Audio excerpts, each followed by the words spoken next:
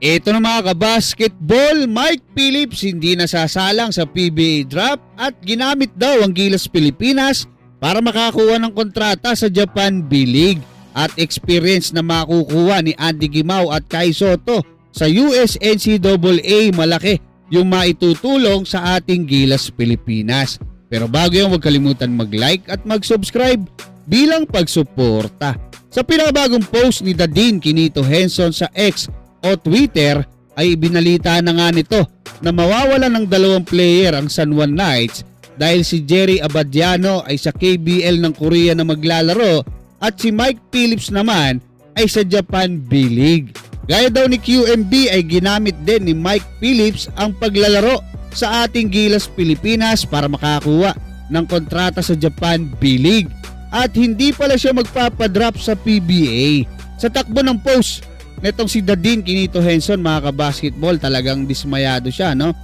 Like UMB, he used Gilas, sabi ni ni Dadin. Kumbaga parang ramdam na ramdam mo yung kanyang pagkadismaya. Kasi kung matatandaan nyo, no, bago pa si Mike Phillips, yung naging post niya tungkol kay QMB, kung saan tila pinalalabas niya na ang goal lang daw ni QMB, ang main goal niya kaya siya sumali sa ating Gilas Pilipinas ay para makakuha ng mamahaling kontrata sa Japan B-League.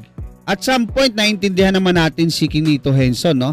Dahil nga mahal na mahal niya ang PBA.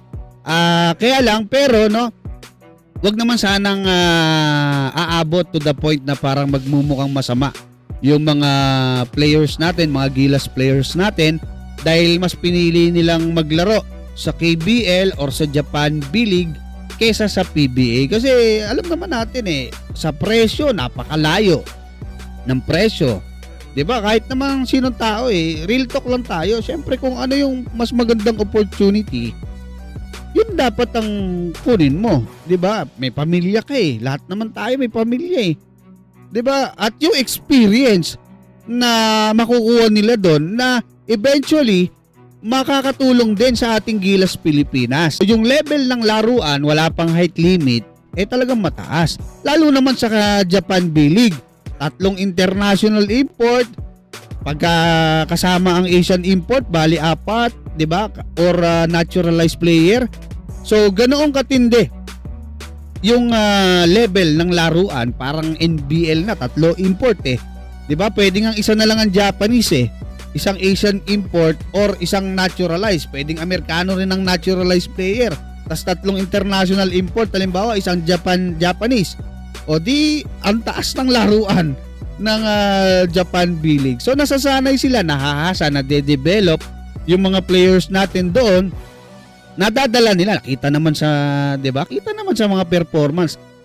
Actually, kahit si Juan Gomez de Leaño, may experience po yan sa international, sa overseas.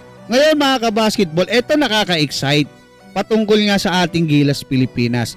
Kasi as of the moment, si Andy Gimao nandun na sa Amerika, no? Sa Penn State, maglalaro po siya sa Division 1 ng US NCAA at susunod po dun si Kai Sotto. Sa Division 1 din ng US NCAA maglalaro si Kai. So ngayon yung kanilang mga magiging experience doon, yung development na makukuha nila after nila maglaro doon, maiuuwi nila sa ating national team. Hopefully next year. Kasi nga etong si Andy Gimao, nakita ko 20 years old na pala to. Pwede na to sa ating Gilas Pilipinas. I'm sure malaki yung maitutulong niya para sa ating national team. Nakita ko rin maglaro, talagang matindi rin Tapos si Kai Sotto pa, no? At yung mga players natin na nandyan na solid na kung tutuusin. Bright future talaga para sa ating Gilas Pilipinas. Kaya mga kabasketball, anong masasabi nyo hanggang dyan? Maraming salamat at God bless sa inyong lahat.